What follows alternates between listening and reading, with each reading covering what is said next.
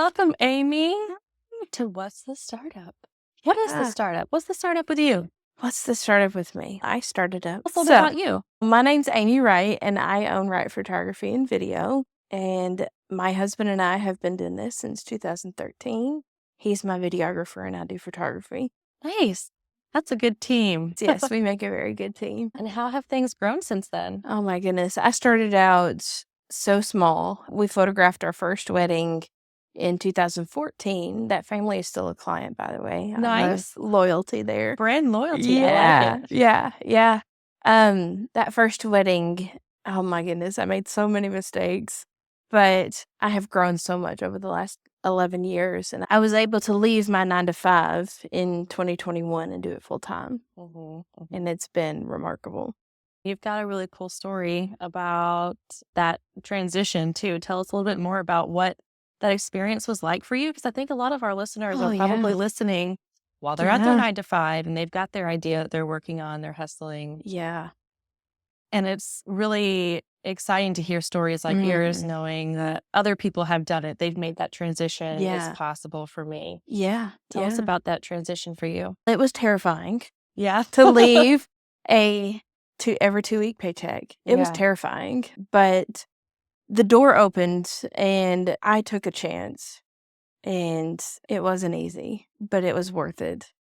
The hard work and the determination that I had to make it successful. So, tell us a little bit about your photography, videography business. Who do you primarily serve, and why do you love doing it? I love doing it because I am a people person. Yeah. I get my energy from other people. When I'm around happy people, it energizes me. And it's funny because my husband's the total opposite. He's a one-on-one person. He will carry on a deep conversation with one person, but I get energy from crowds.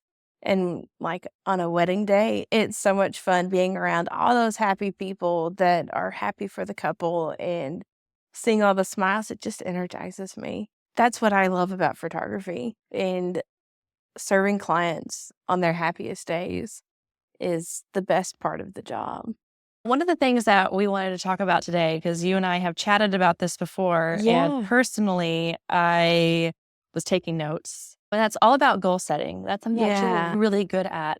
Introduce us to your approach to goal setting.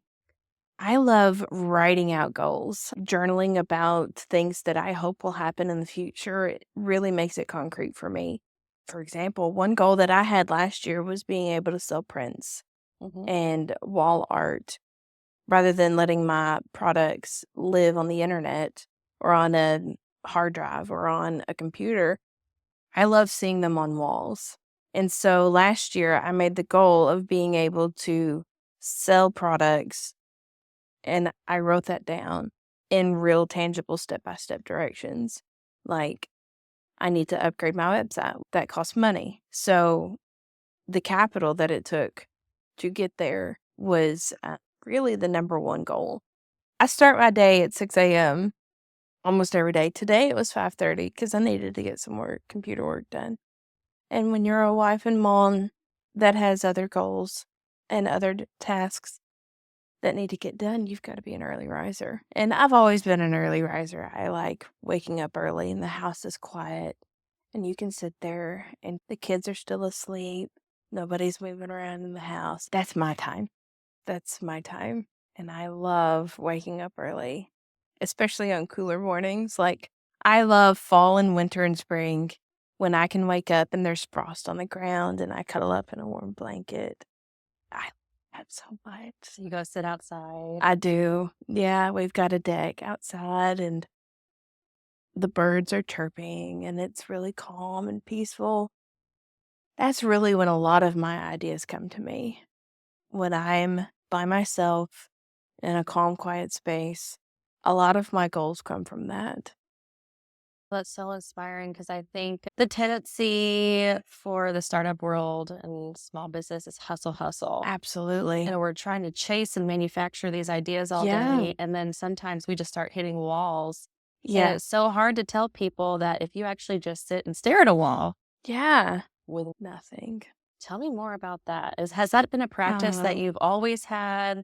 Even like the waking up and just Yeah. the sitting in the quiet, has that Yeah. always come easy to you? It has. And really, it was necessary when my children were younger. They're 12 and 8 now, and we've got school routine in the morning. Being able to carry it into now has really been beneficial for me. How do you balance, even in terms of, we talked earlier about job security, how do you balance and plan for it all? So, with the ebb and flow of photography business, there's slower seasons and really busy seasons. And this year, spring was extremely busy for me. So, I was able to put back finances to help maintain the household during the summer months. And I still worked, but I was really intentional on keeping things within certain time frames when I was at home.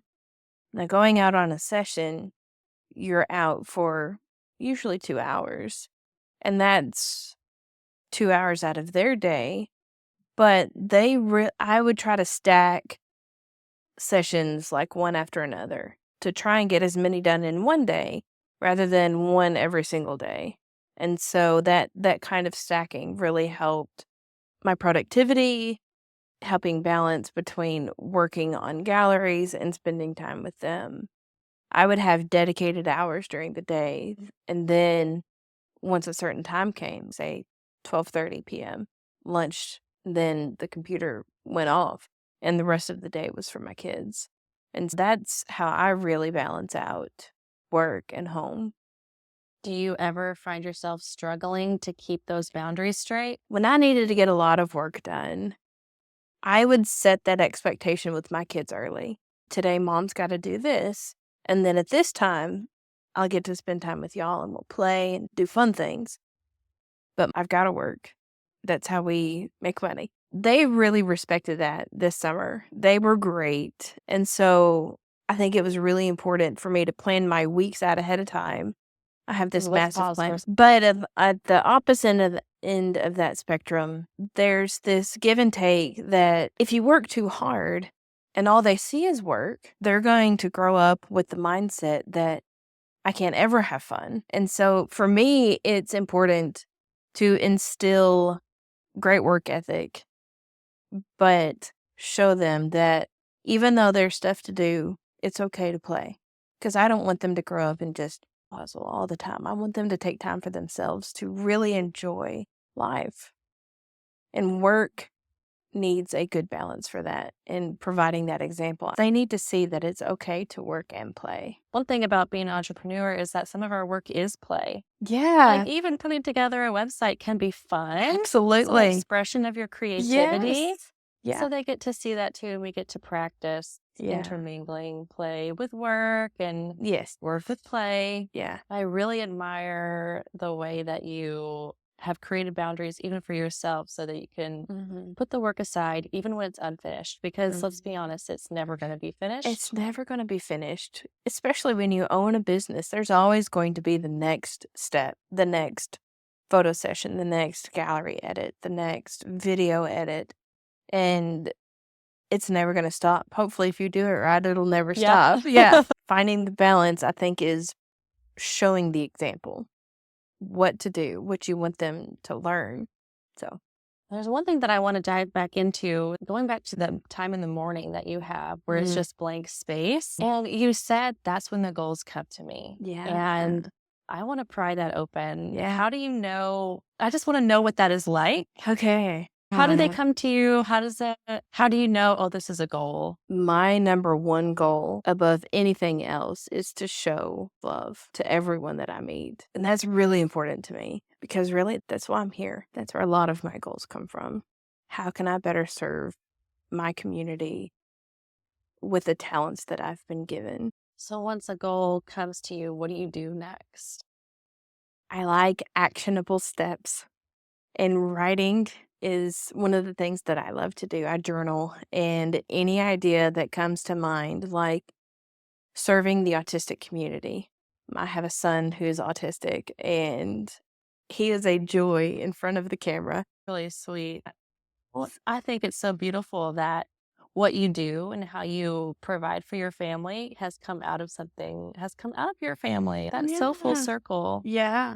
And that passion is there. I think that's also, from the outside looking in, that's one thing that I can see that anchors you. Yeah. In your passion for your business. And maybe that's one of the reasons it's maybe not easy, but how you can be so intentional with making those boundaries. Yeah. Because what you do has come out of your family and it's for your family. And it's also for you. It lights you up. And I can tell that it fuels you. It really does. It's been one of the biggest sources of joy that I think I've ever experienced is owning a business and having the freedom to be there for my family and provide for them financially and pour into other people that need it. How do you find the balance between settling on goals that are ambitious but also realistic too? That's a good question. And I try to look at things that are tangible. What can I actually do to attain the goals? For me, it starts with writing things down, being able to see it on paper. And that's with anything that I do. If I'm able to see a really busy to-do list, I go one at a time. And so setting goals really centers around what does success look with these goals. And so if you're able to define what success looks like, you're able to take actionable steps for that. Setting goals really for me is about defining what success looks like. For me personally, it's having enough weekends free with my kids, not working every single weekend. How did you come about defining that vision of success for you? Time with my family is really important, and being able to spend more time with them and less time in front of the computer editing is really how I came about that goal. Becoming a better photographer really is a long-term goal for every photographer. And so learning better technique, learning your camera better is an actionable step to earning more money. If you want to attract a higher paying client, you're going to have to be a better photographer. Well, it sounds, before you can even set goals, you have to know what success looks like. Yeah. But to know what success looks like, you have to know your priorities. Yes. Which takes a level of self-awareness that a lot of us don't always have. Absolutely. How do you develop that self-awareness and that even understanding what your priorities are? Yeah. I think that goes back to quiet time. Every person needs to have a quiet space. I like that theme. Developing a quiet time, why is it so important for you in order to understand your priorities? It really is important because being a parent is chaotic. Being a business owner is chaotic. It takes so much hard work for both. And being able to just breathe is good for everyone. If your mind is so chaotic all the time, there's no space for creativity. And so quiet time is great. I feel like it helps you reconnect to yourself too. Time is our most valuable asset, and it's the same for everyone. I actually wrote that down in my journal this week. Time is everyone's most valuable asset. You cannot get it back once it's gone. And so being really intentional with the time that you spend on tasks is key. Really intentional with how you divide up your day as a business owner is really important because you can't get that time back. I have found so many times that I am so productive in the last 30 minutes of my business day. How do I harness that at 9 a.m.? And so I have found that creating artificial deadlines is really helpful. If I can get this gallery edited in 45 minutes, I get to go outside. A little reward system, yeah. It works for my kids, it works for me too. Or taking a coffee break and just separating from the work and creating this tiny little reward system has been really beneficial for me. And setting artificial deadlines. Yeah. So I bet you find that you're more productive when you take those little breaks to recharge than if you had just pushed through. Yeah. Yeah. Because burnout is a real thing. Yeah. And I have seen it countless times, especially in the photography world. You work so hard and you push through so much and you don't take time to really focus on what you're doing it for. Figuring out your why. Why do you want to do what you do? And not having that in the back of your mind whenever you're staring at 1,000 pictures from a wedding. I go back to my why. The why you do something is really important. For me personally, I want to impact, encourage, and strengthen people. And being able to do that while looking at a computer screen for hours. Yeah, because it's easy to remember your why when you're at the wedding and you're around the other people, which you said recharges you and it feels energetic and fun. Yeah.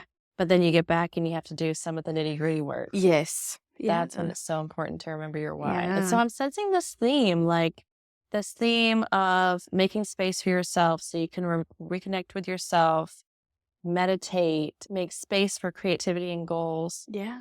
And defining your vision of success, which comes from your priorities, but then sprinkling like little priority recharge breaks through your workday. Yeah. It feels like this full circle recharging system to keep you going. And that seems really sustainable. I've done it daily for the last 3 years. I've been full-time with photography for 3 years, and it's been great. It really has been. I've done things that I didn't think were possible. We often even think about goals, and we have action steps in our planner for things that we're working on tomorrow. Yes. And so I think it's easy to get lost in that day-to-day work. Yeah. That you forget about some of the bigger things that you're looking forward to. And so maybe that quiet time helps you reconnect with those. It really does. Goals, those priorities. There's a quote that came to mind while you were saying that. What if you woke up tomorrow with the things that you were thankful for today? What set of problems do you have now that you used to wish for in the past? Yeah, that hits hard. I think that raises an important thing too, is that community is so essential for us. We talked about that, how we can recharge ourselves with a quiet time, priorities, knowing our vision for success, and it helps us keep going. But then I really feel like community is a component that comes alongside us and helps us stay on track. Yeah. I think that's one thing Sprocket does really well. Every time I'm here, every coffee hour that I come to, it is so energizing. Like, everyone that's around gives you a little boost. It does. It does. Community is so important. And we couldn't do life without community. I love that thought. And it's really inspiring. I love what Sprocket does.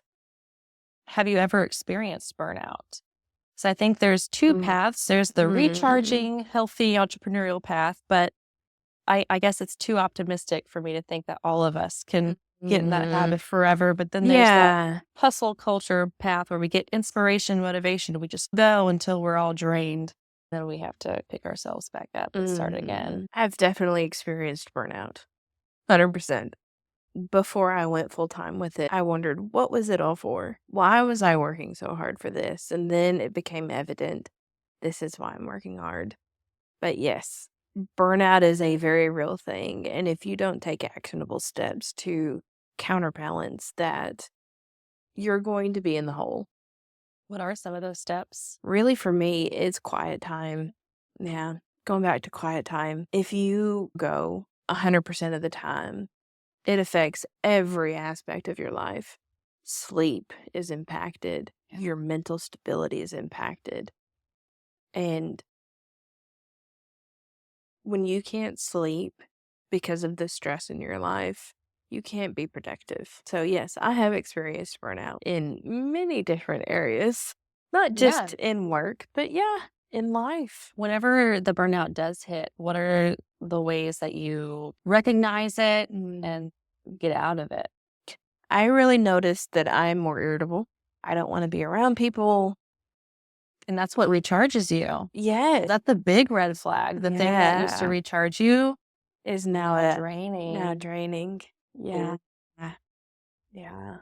So maybe making a list of, so then again, knowing your priorities and what matters to you, knowing that and meditating on that on a daily basis, then you're able to recognize the signs of burnout as they come before they settle in and take you. And then you can get back into that morning, the quiet. It doesn't have to be in the morning.